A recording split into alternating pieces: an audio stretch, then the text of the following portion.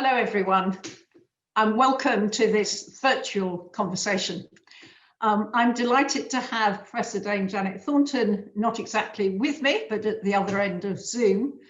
And it will be very interesting to hear more about her life. Janet and I first met when we were admitted to the Royal Society as fellows on the same day 21 years ago. That was when we first met, but like me, she started off life as a physicist. If you want to ask questions, there'll be time at the end for Q&A. So please use the Q&A chat to type your questions either during the talk or at the end, and Janet will attempt to answer them. So Janet, welcome. Thank you for agreeing to do this. You were brought up in Bury, I believe. What prompted you to become a scientist? Because I'm not sure there were scientists in your family. No, there certainly were not any scientists in my family. I actually grew up in Middleton, which is just north of Manchester, but I went to school in Bury. And it was an all-girls school, and we did the sciences, physics, chemistry and biology. And in fact, the physics teacher was the only man in the whole school, which was rather strange. And essentially, I enjoyed trying to understand things. And it gave me great pleasure to work through problems to the point where I felt I understood something about them. And I found that physics was the area where that was very clearly the goal, and that gave me just greatest pleasure when I was at school. So I'm the younger of two daughters. My elder sister did classics, so she did Latin, Greek and ancient history. I actually also enjoyed Latin and was reasonably good at it, but I certainly wasn't going to do the same as Margaret had done. So I thought I'd go on the science side, but I did science, I did physics, maths and geography, because I was interested in physical geography. I was interested in volcanoes and those sorts of things. And when I started my degree, I don't think I ever really thought I would become a scientist. I was just interested in doing what I wanted. I never had, to be honest, I never really had an ambition to be a scientist. I just enjoyed doing it. So this was not a planned. Everything you say completely resonates, including the fact that I have an elder sister who did classics. I didn't realise we had that in common. Yes, the fact that you did physics just because it appealed to you, just because you're interested in doing that. And of course, I mean, I went to an all-girls school too. Careers, I mean, we're more or less the same age. Careers just weren't talked about. My school wanted to get girls to university. Yes, that was the only. That was it, and I never thought beyond it. And it sounds rather like that was the same for you. Exactly, and if you weren't good enough to go to university, then you went to teacher training college, or maybe you became a nurse. Those were the sort of options that were on the table, but there was no careers advice. No. There was hardly any advice about which university one might like to apply for. I mean, very little, actually. So it was, I just chose one that was reasonably close to home, to where my mother had grown up, and that I was on a campus that I thought was rather beautiful, with beautiful trees. That was Nottingham, wasn't it?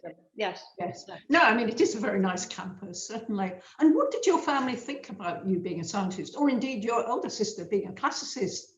Well, she actually, having completed her classics degree, she then became a social worker.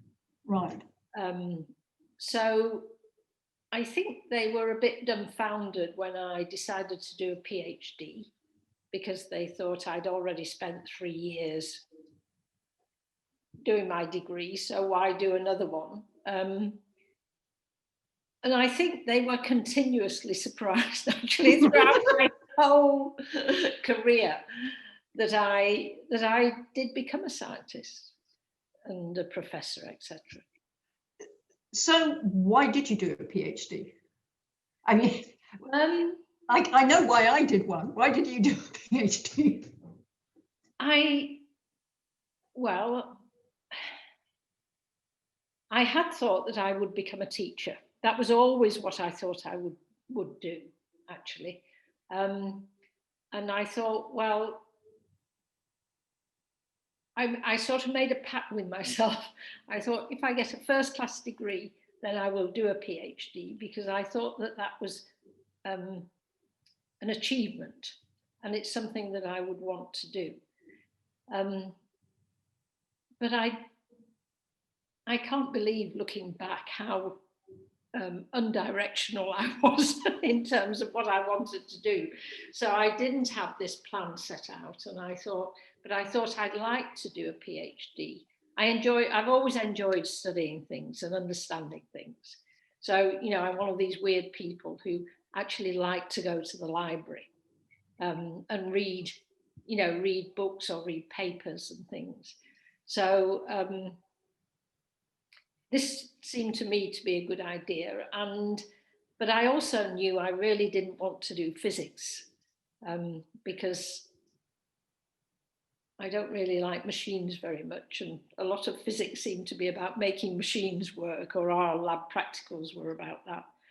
Yes. And so I thought I would go, and I didn't know, well, actually, the other alternative, you can tell how directed I was. I did seriously consider doing astronomy, because living near Manchester, of course, we were quite close to Jodrell Bank.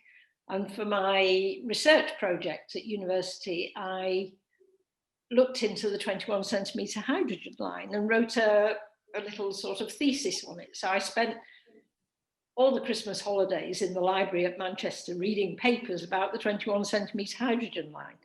And I thought, well, I could do that as well. But actually, I was always interested in effectively the life sciences, you know, the trees and the plants and the animals and how human beings worked. I always found that fascinating. But you hadn't done biology? No, I hadn't done biology, because for me at O-level, biology was about learning facts with almost no understanding. I mean, that has changed so radically in my lifetime. But I think it was when I was taught to do an experiment about which side of a leaf gave out more water vapor. I just thought, I don't want to do this. This isn't about understanding anything. No. Well, no. I think you've seen this already. My memory is trying to draw daffodils. And I'm not very good at drawing daffodils and naming the parts of the daffodils, which of course I couldn't remember either. So I really decided not to do the biology. But I knew that was kind of what interested me. Right. And so I was offered a PhD at the National Institute for Medical Research, because, well, I thought medicine was good, but I never wanted to be a medic. I'm afraid I'm not very good around blood and things like that. So I thought, well, it would be really interesting to be in the National Institute of Medical Research. And so I went there, but it was certainly a culture shock after a very pure physics degree, followed by going to a place where I didn't understand the language at all. Mm-hmm. You know, the new language, the language of biology. I knew really very, very, very little. And were they sympathetic to that? Well, so in my first year of my PhD, I went and did a master's course at King's College in London, central London, in Drury Lane. And that for me was a lifeline, because I think, in fact, I almost gave up after 18 months and to become a hospital physicist. And I went for an interview to become a hospital physicist. because I didn't understand why I was doing what I was doing. So I thought, this really doesn't make sense. And initially they didn't offer me the job, so I was distraught. And about 4 weeks later, they called up and said, actually, the person we offered it to refused, so would you like the job? So by this time, I was already 2 years into my PhD, and I thought, this is crazy. I might as well get my PhD and then decide what to do. And also by that time, I'd started writing up my PhD, and I understood much more about it. And I loved the computing, computational side of it, and writing programs, which then was kind of novel. And I just got a lot of fun from doing that. So if you didn't think about leaving your PhD because you actively disliked it, or you were finding it really hard or anything. It was just you couldn't see where it was going. I couldn't. I just didn't see the value of it, I think. And right. I thought, this is a waste of a life doing it. Although I enjoyed it, I thought, I'm not, what am I contributing to society? And I decided I would be more useful in a hospital physicist. But I have to say, part of me, because I sensed in the hospital that the hospital physicists were treated very much like technicians. And I was not happy with that thought. I thought, I am not going into that sort of an environment. Now, it may be very different. I hope it is very different now.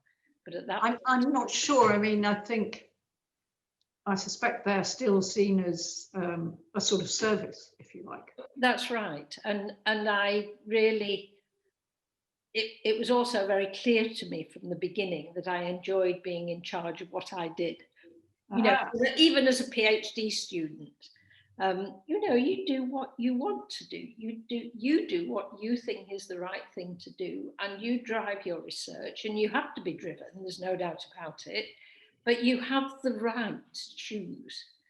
But a hospital physicist presumably isn't doing research to a large extent. No, well, no, but I didn't feel I was doing research. I was just sort of, yeah, I was doing things, but I just didn't see the value of it at the beginning. Okay. And was this around the time that your elder sister became a social worker? Did that factor into your thinking? I mean, there was a point when I thought I should go off and be a social worker because I worried about that. That was probably some time after my PhD.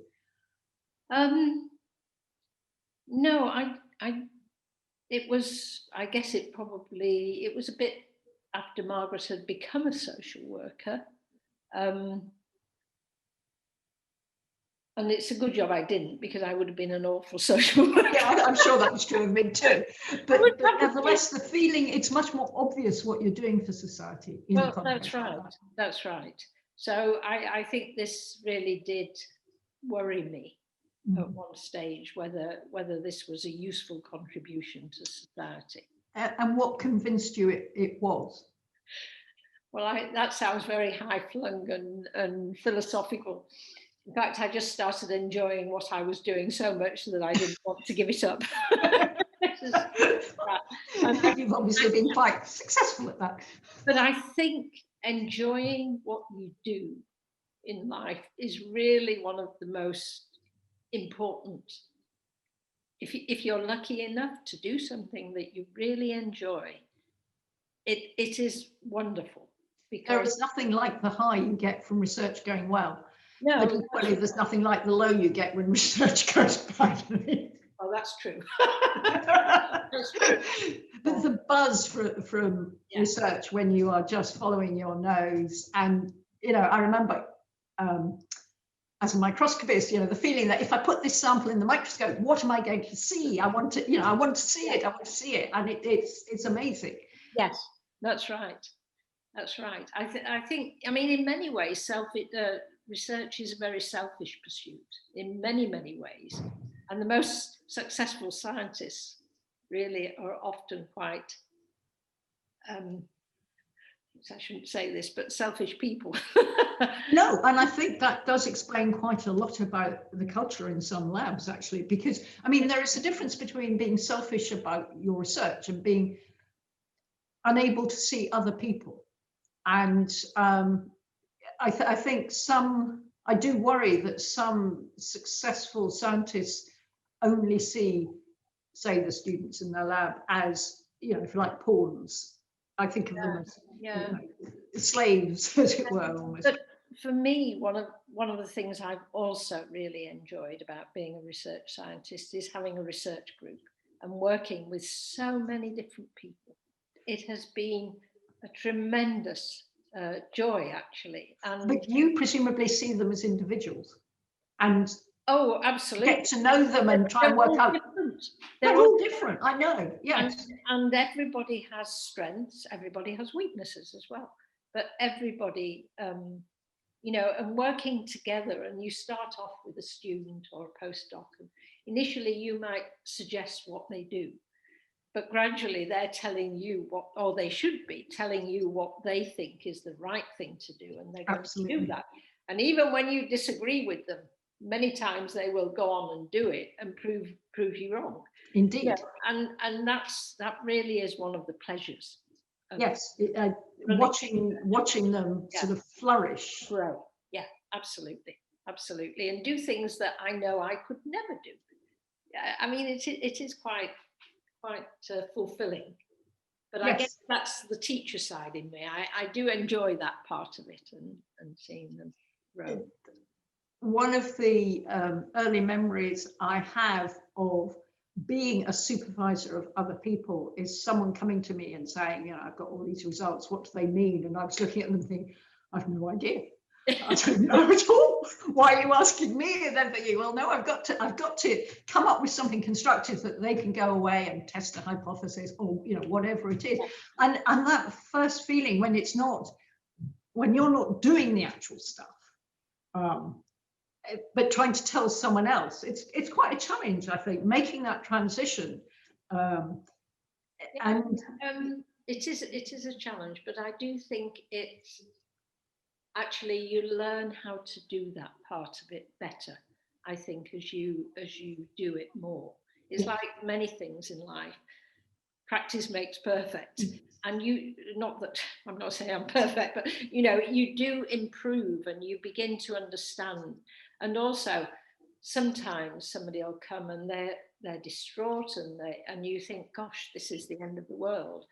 But then you see that person pick themselves together and go on and do great things. And so you know that it's just a temporary blip and you just have to help them through the difficulties, really.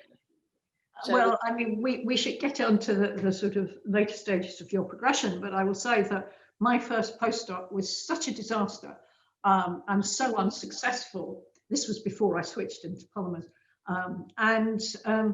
I always hoped that made me more understanding, because, you know, with hindsight, I can say, okay, it wasn't because I was rubbish at research. I was just in the wrong project. And I think I was in a project, to go, you know, back to what you were saying about enjoying yourself. I hated what I was doing, and what I had been employed to do, the instrumentation hadn't come online as fast as it was expected, so I couldn't do it. So I was sort of marking time almost, and it was ghastly. Yeah. And I had culture shock. I don't like machines. No, I don't like machines either. Never work when you need them. No.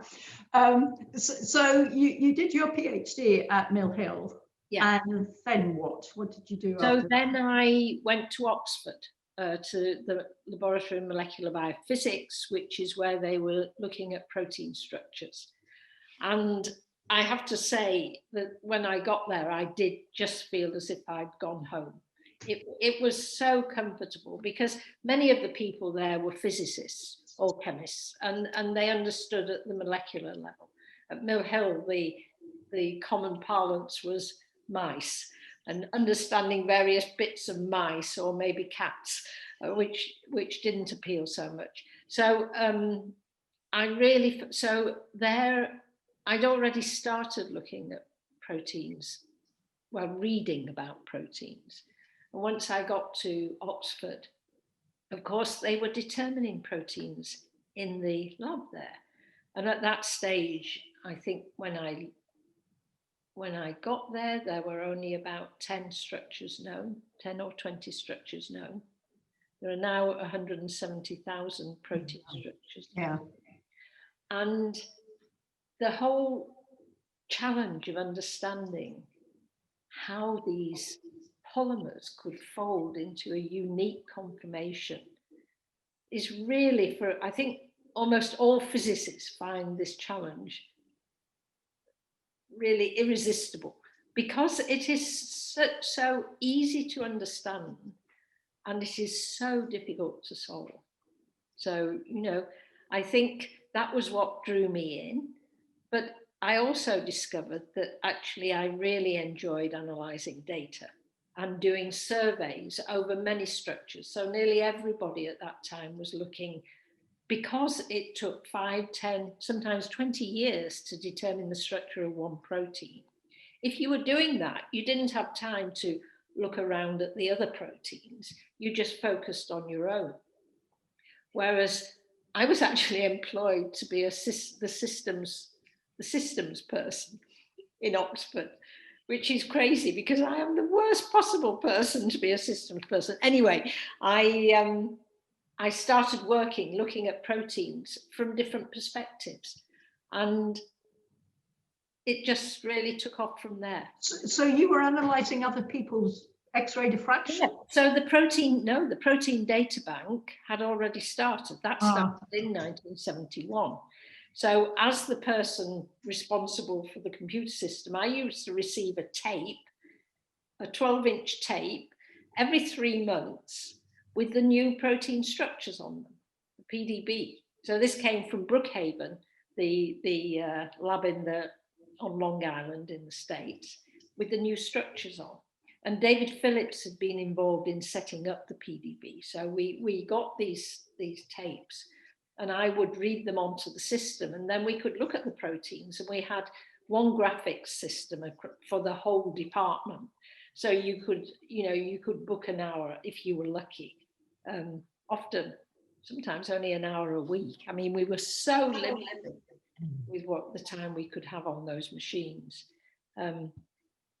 But it was wonderful because these structures began to come out, and they've been coming out ever since, really. Yes, yes. So you were, by this point, entirely a dry researcher? No, actually, when I went to Oxford, well,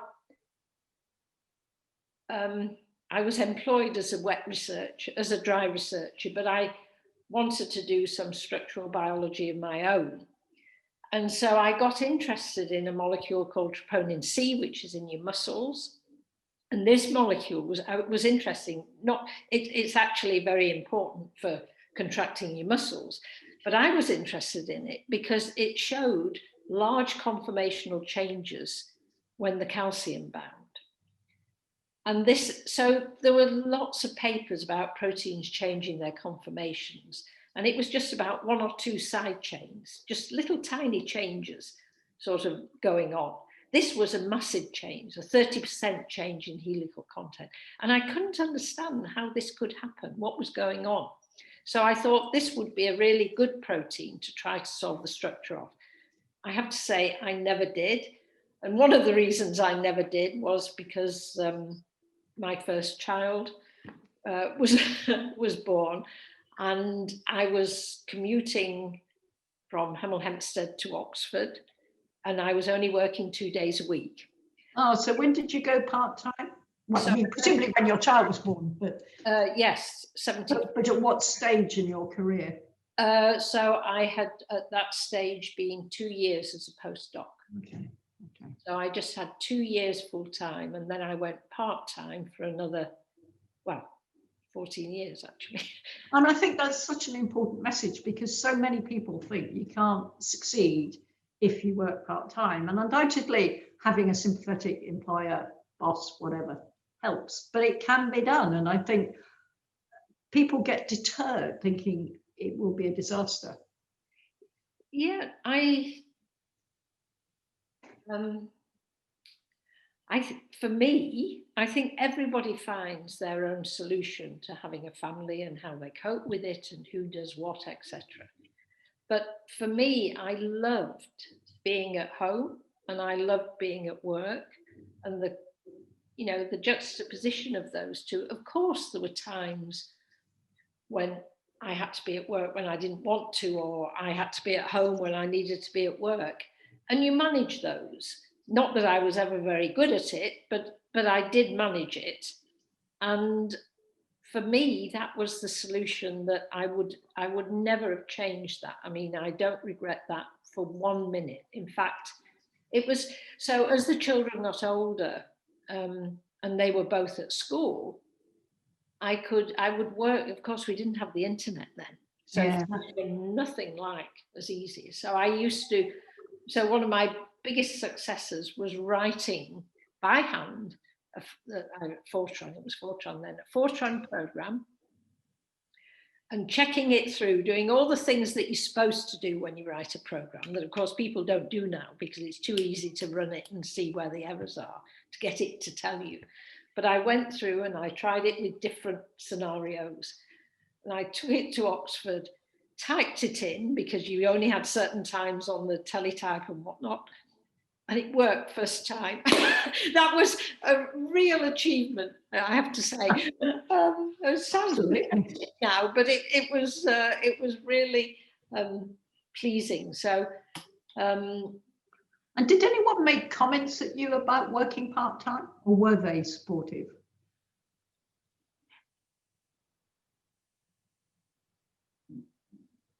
No, they were supportive.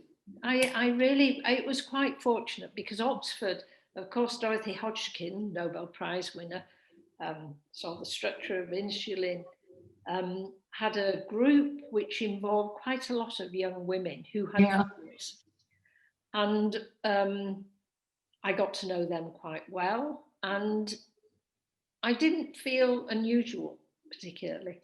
No, I mean, crystallography, loosely defined, has always had a lot of women, possibly because of that's right. But I mean, there was Louise Johnson, yes, who was a wonderful supporter, actually. And Eleanor Dodson, and Eleanor was fantastic. And Judith Howard, actually, Judith left before I got there. Oh, but, okay. But she came from that. So there was always quite a lot of women and women with children. So it wasn't unusual when I had a family. Perhaps they didn't work part-time, but for me, that was what worked best and that I was happiest doing, really. So when did you move away from Oxford? So my son was born first, then my daughter, and commuting with two children. I should say, as it happened, my parents had moved to Oxford. So I used to drive over with two children, stay there for 2 nights and then drive home again. But frankly, it was pretty exhausting. And so I decided if once they went to school, so I applied for a fellowship and I got a fellowship at Birkbeck College in London. And I remember when I got it, because I'd applied for it to do it part-time. Well, Birkbeck does a lot of that sort of evening study. Birkbeck does a lot of, but that, I don't think that was a factor because the chap, it was then the SERC, I think, Scientific and Engineering Research Council. And they called me up and said, well, we've never had a part-time fellowship before. How do you want to work this? So it was, I think it was quite unusual looking back. And I'm very grateful for the people who supported me to do that.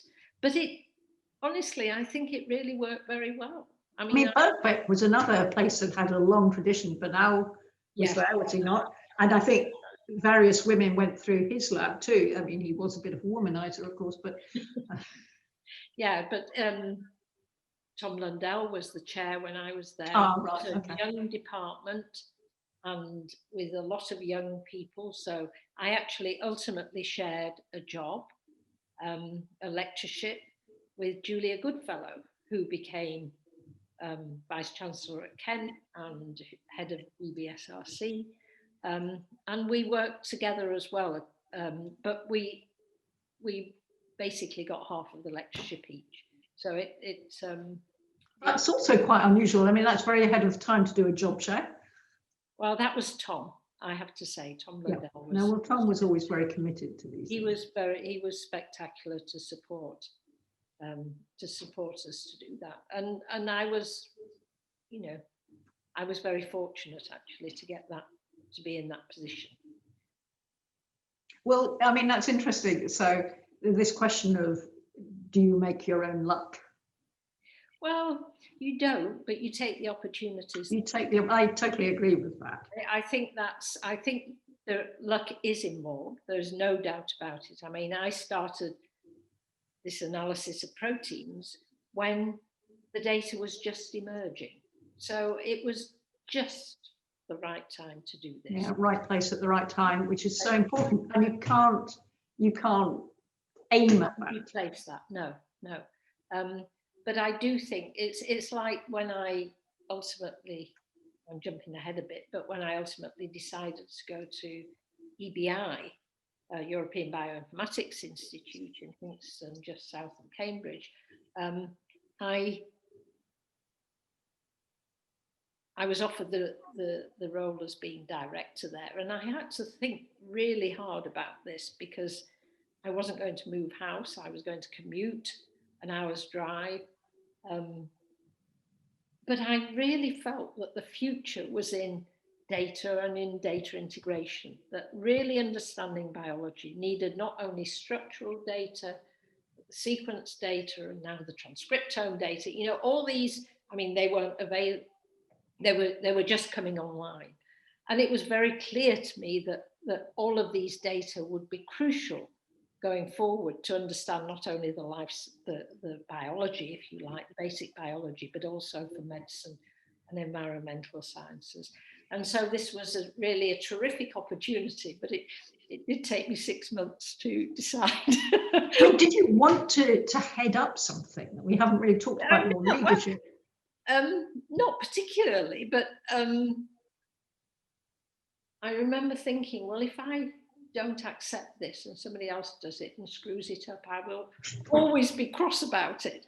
So, and I had lots of doubts, whether I could, because I'd headed up a small, well, obviously my research group, but then a small unit within UCL that involved Lawrence Pearl, but there were only the two lecturers, so it wasn't exactly a big endeavour.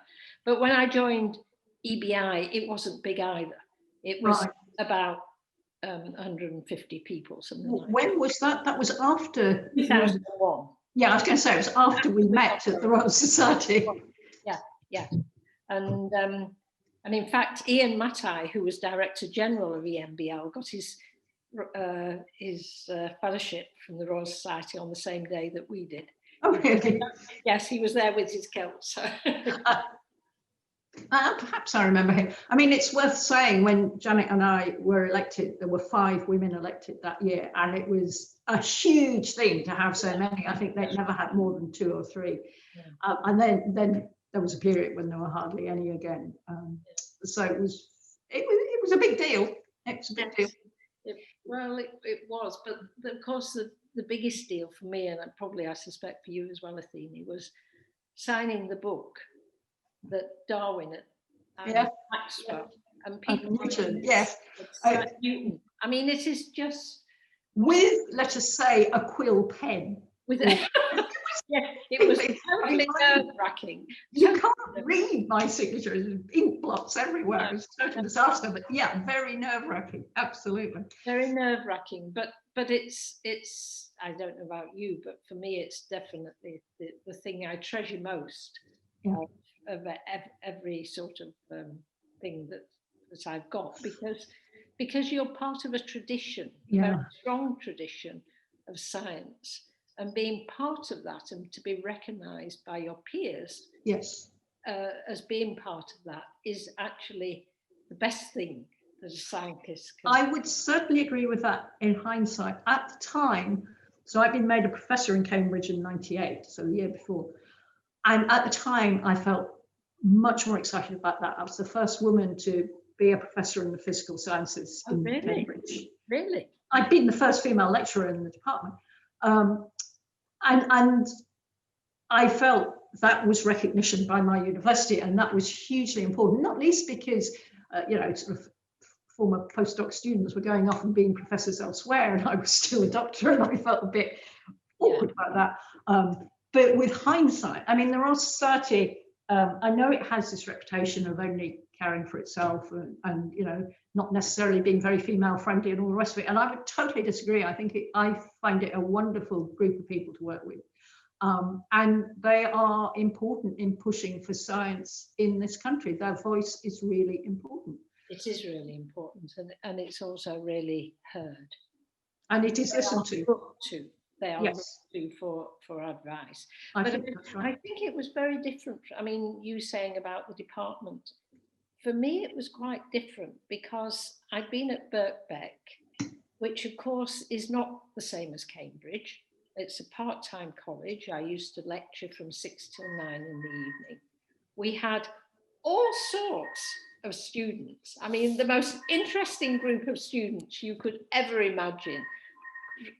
Going really diverse, really diverse, but really interested from huge number of different backgrounds. Yeah. And so it really was very, and it wasn't a case of getting recognition by Birkbeck. It was more that you were contributing to these kids would come in after a full day's work. I mean, so would we. Yes. A full day's work, and then you start lecturing at 6. And come 9 o'clock, of course, I would be dropping because there were the 3-hour lectures. You did get a break in the middle, but there were nevertheless a big long stretch. And then these enthusiastic students would really want to ask you an infinite number of questions. Oh, wow. And then, you have an hour's commute home.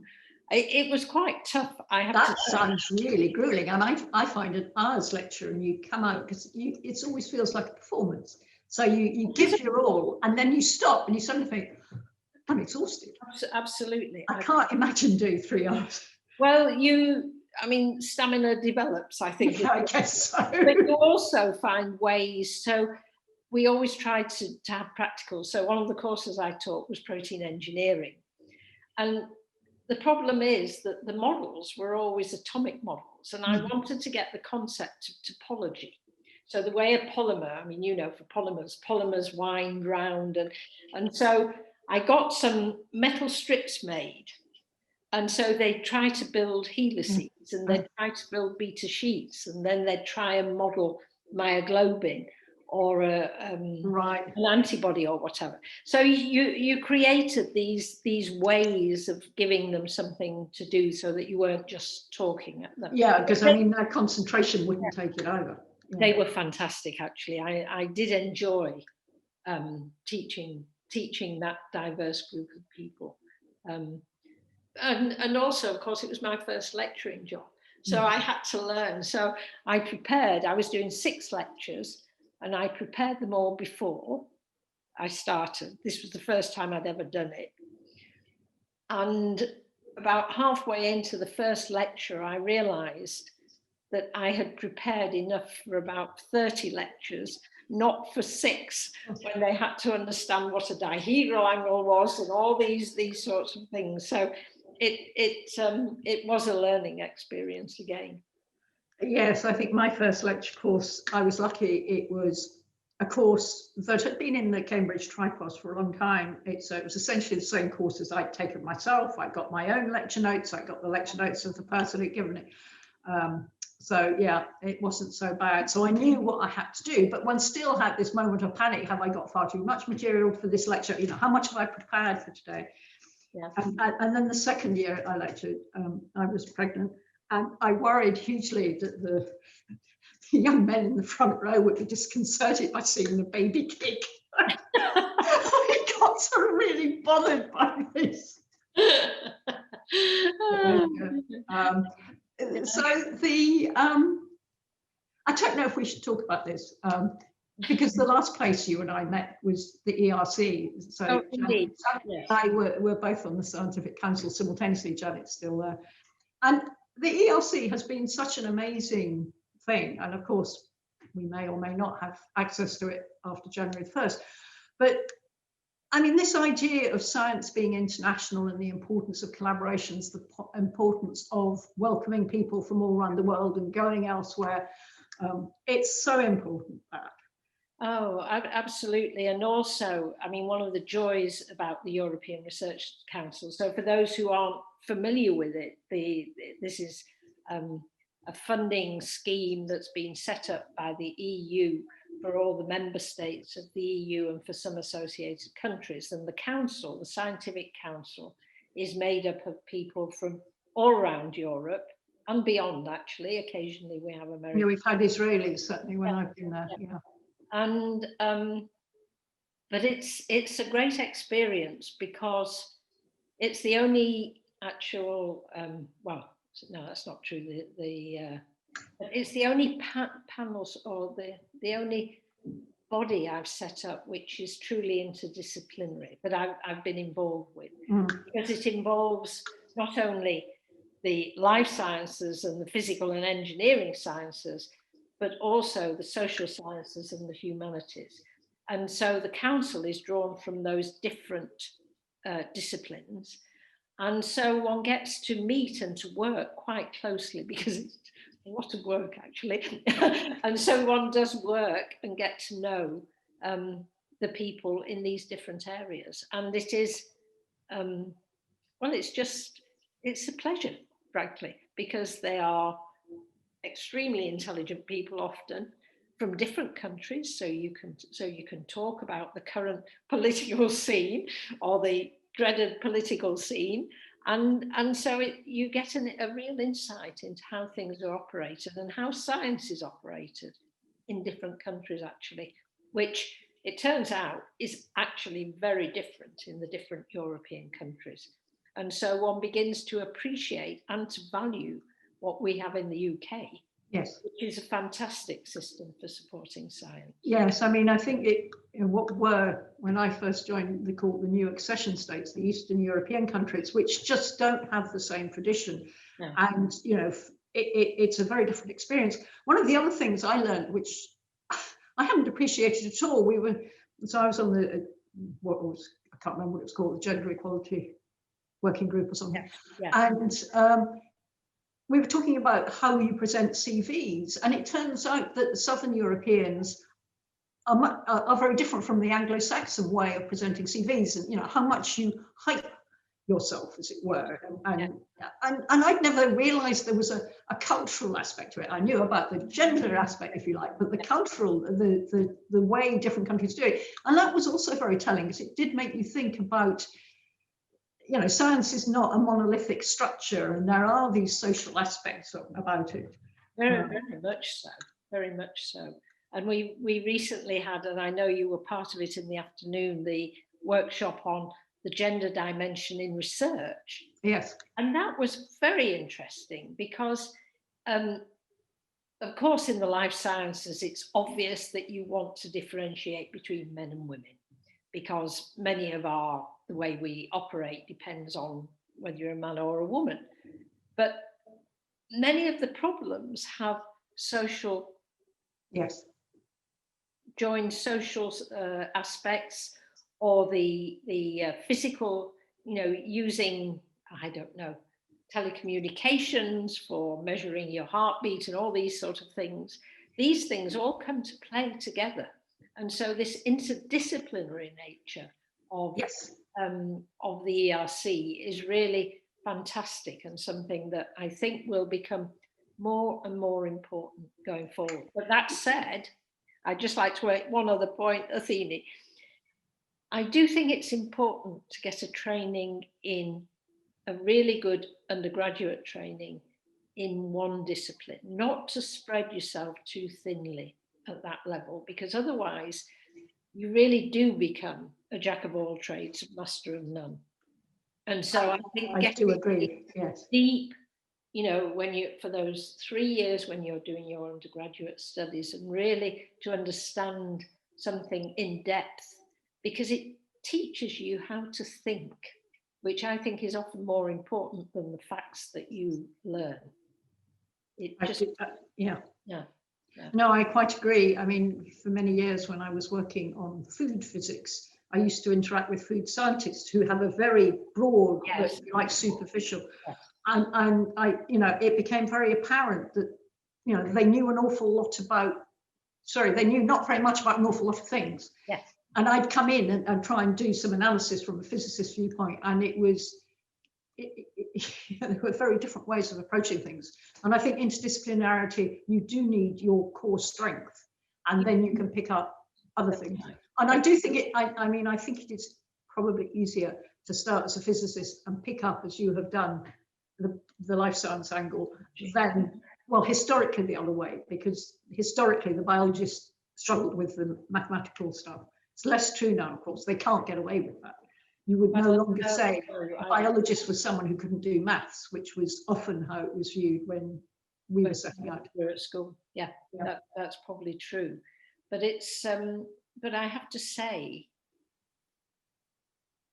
biology is full of very complex details. And I still occasionally miss that basic grounding in biology. After all these years, I still feel inadequate.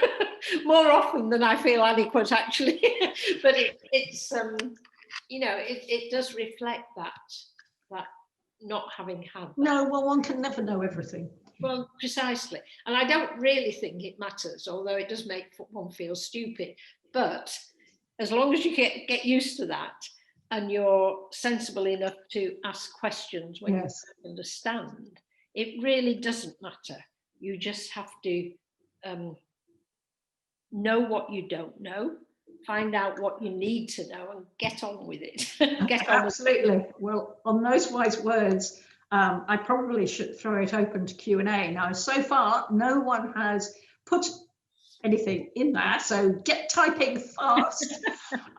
We haven't touched on imposter syndrome, but you've just sort of alluded to it, the fact that one always, you know, feels I'm incompetent, I don't know the answer to everything. One should, you know, one has to recognize one can't know the answer to everything.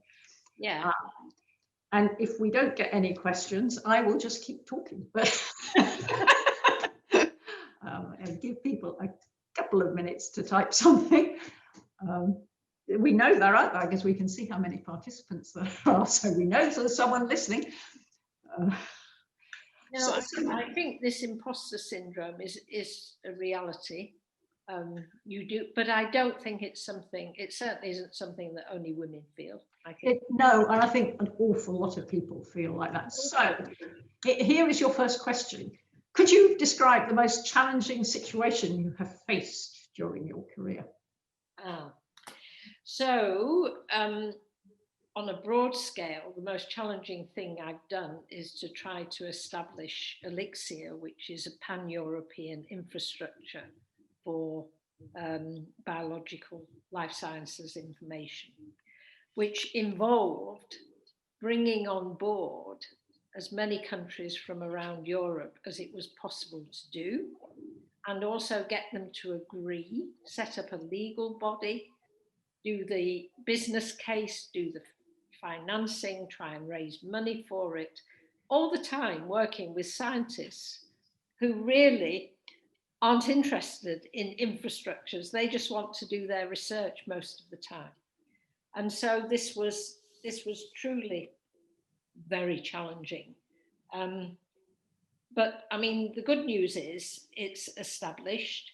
The director that was appointed, first director, Nicholas Blomberg, is fantastic and runs it. And it's been a great success, actually, in terms of bringing the member states of Europe together to create a structure. So that, for me, was the big, I would say it was more difficult than the individual research project, because it involved working with people from many countries and trying to align everybody in the same direction. So building trust was difficult. So that's a sort of, it's not a grand, but it's a high level challenge. In terms of a local,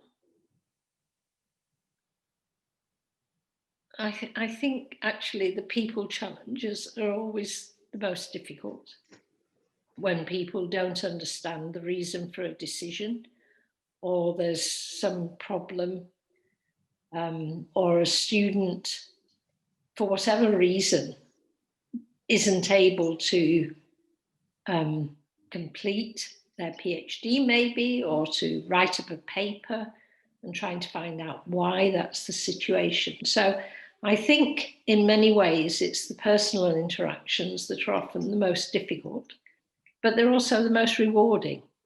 So, it goes from one extreme to another. Okay, the next question is from Grip Murray. The first one was from Helen Parkinson. Thank you for sharing your stories. It's insightful to hear how humble you are, having achieved so much. How do you keep your spirits up, keep going during those moments of loss of confidence? How do you think women can support each other in the workplace to make this easier? So how do I keep going? I just think this is all going to be over by 5 o'clock. Or whatever I'm doing. I still get very nervous when I'm presenting talks, which is good on the one side, because you prepare. But on the other side, it's painful. In terms of supporting women, I think so. I must confess, I've never felt any different from any other scientist. I mean, it sounds silly maybe, but in almost all my academic interactions, it's not whether you're a man or a woman, it's what you say and what you contribute, which is great. That said, that's not true for many people who are even in academia, and certainly it's not true in many industries. And so I think it is useful to talk to each other and to have friends, actually, women friends who've been through the same sort of situations, to encourage each other, and also to provide this network. This network isn't really a word I'm that fond of, but actually it's very important. And you realise, I realise now that those colleagues that I made, well, as a PhD student, and probably more so when I was in Oxford and then at Birkbeck, are still my colleagues. And I still, if there are things I want to talk about, I can call them up. And so being supportive is really, I think, it's good to talk about the issues, but it's also clear that you have to change the rules. So I don't know about you, Athene, but when I was a PhD student, as a married woman, I got paid less than an unmarried woman or a man. A man could be married, but not a woman. I think that was true in my case. I had an MRC PhD. Yeah, I would have been SRC. Yeah. And I was appalled, and I was even more appalled. In my third year, they increased the stipend apart from for married women. So everybody got an increase apart from married women. And I was just furious. And so, I mean, today that would obviously be illegal, but changing those rules and regulations and having good, again, when I had the children, I didn't get any maternity pay. I just took time off and then went afterwards. So it wasn't really considered in the way that it is now. So I think some things have seriously improved, but there are other things which have not. And I think it's very important to join together as women to promote and to support each other and to create networks which don't have to be just women or just men. They can be mixtures and often are, but having female support at times can really help, I think. And I think specifically around things like family, because yeah, the demands are just different. So we've now got quite a lot of questions coming in. So let's try and keep the answers short so that we can So following on from that, Helen Leggett asks, do you have fears, hopes for science and careers in science, especially for minority groups in the future, given the current climate of widespread expert skepticism, Brexit, and slow cultural change around equality and diversity within academia? Well, I think we definitely need a more rapid move to quality and diversity in academia, and that is not easy to get, number one. Number two, yes, of course I fear. I really worry about lots of things. Brexit, obviously, and the whole culture around experts. But on these occasions, you have to not exactly take the high moral ground, but you have to believe in what you know is true. And I know that science seeks truth, and that ultimately in the end will out.